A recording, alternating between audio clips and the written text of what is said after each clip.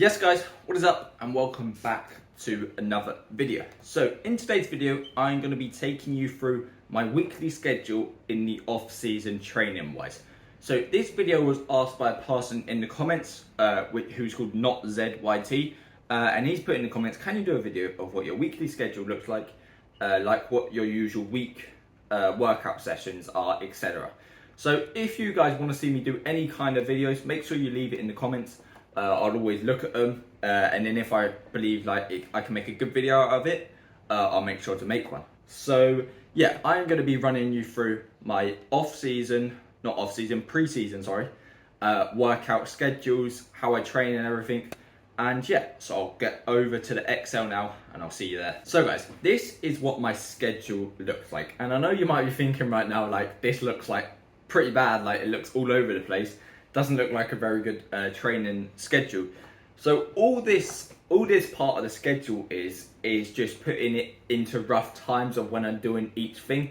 So as you can see here, football at 5:30, gym at 1:30, then the night session. So it can vary a little bit, but I do it in those sort of time frames.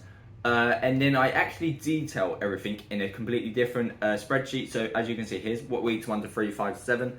And I've just detailed it completely all over here. So for example, on Monday we had a pull day, and the exercises, deadlift, cable curl, obviously pull day is back, and biceps. So we did all these exercises, so it was obviously, and then we put all the weight in here, so what weight we was doing.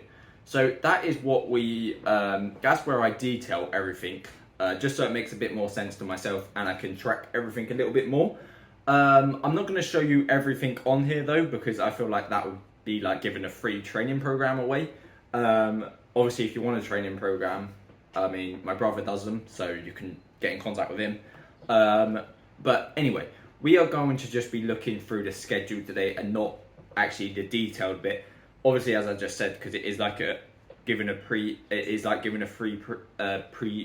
pre-season training program away, but it's also going to take ages to explain if I go through every kind of exercise.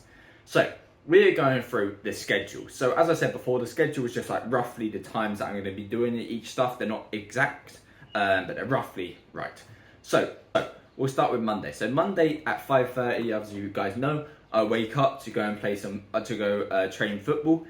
So obviously the sessions at the moment last around an hour and 15. Just because I don't get much light and I have to be off the Astro at a certain time.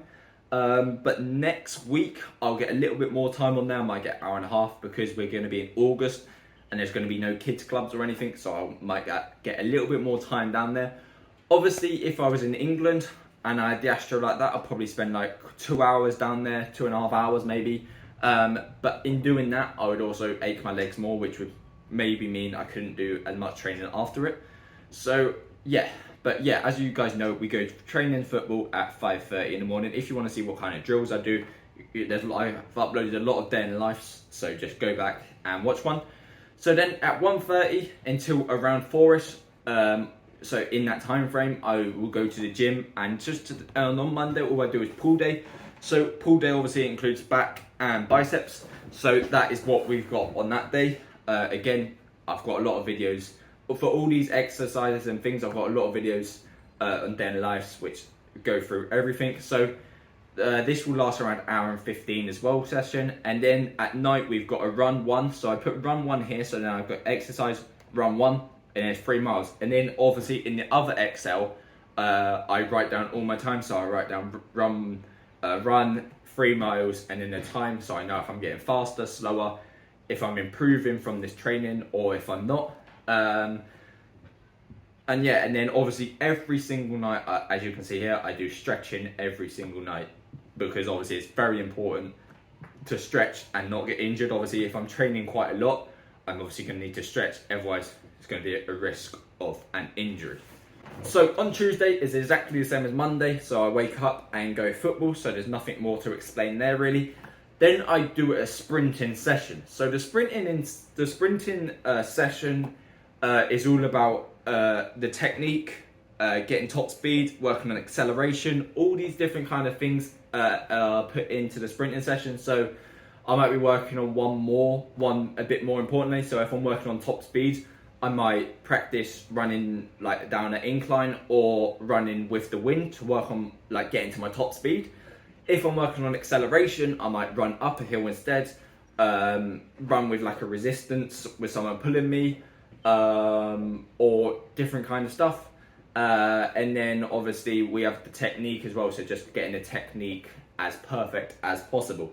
So that always is in the sprinting session, and obviously I do like 20 meters, 40 meters, 50 meters, 100 meters. I do all that in the sprinting session as well. So sprinting sessions do tend to last quite longer because you kind of have a little bit more resting time to make sure you're doing them perfectly, or to make sure you're hitting like a good. So you're not going to practice going for your fastest 20 meters and doing a 20 meters, resting for 15 seconds and then doing another 20 meter. You'll take the rest that is required. So sprinting sessions usually last around an hour and a half, maybe even 2 hours. Then at night, all we do is hip and ankle mobility. So if you want to go back to past videos and watch hip and ankle mobility, you can. It just says it in the name really. It's just working on your hips and ankles. And then I also do as well stretching at night. So that will only last around an hour, maybe an hour and a half, but it's not too intense. Okay, so on Wednesday, we don't actually go football in the morning. We actually go for a run in the morning instead. And this run does vary. So this week, I'm actually just going for a run. So this will be 5-mile run. Other weeks, so for example, next week, I'm going, because this is the last week that the track is open, I'm going on the track as much as possible. And then this run, sometimes I would do it. So I wouldn't actually, normally I wouldn't have this 1 mile in here because I do 400 meters, and it's kind of like similar.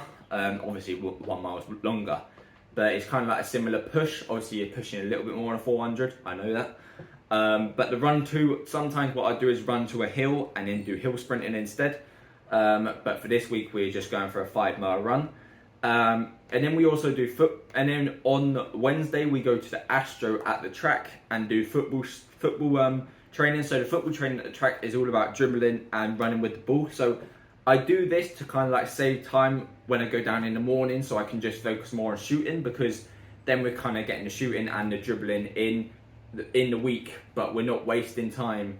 So for example, I'm not going to go down football right early in the morning to work on running with the ball and not shooting, because I've got a goal there for a reason, so I'm going to use the goal as much as possible.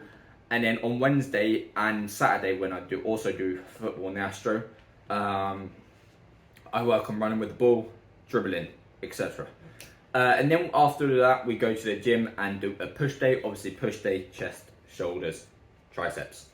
And then at night, we just do stretching. Okay, on to Thursday. So Thursday, again, we're up to play football.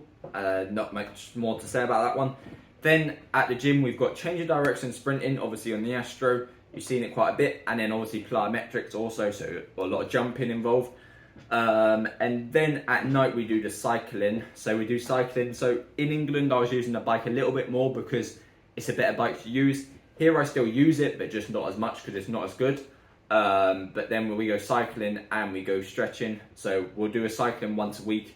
And the cycling is either I'd set a distance and I just see how fast I can do that distance in, or I do it like in intervals. So I might do 30 seconds big, rest for 30 seconds big, intervals kind of thing. So that is what we got training for Thursday. Friday again, if we move it over a little bit.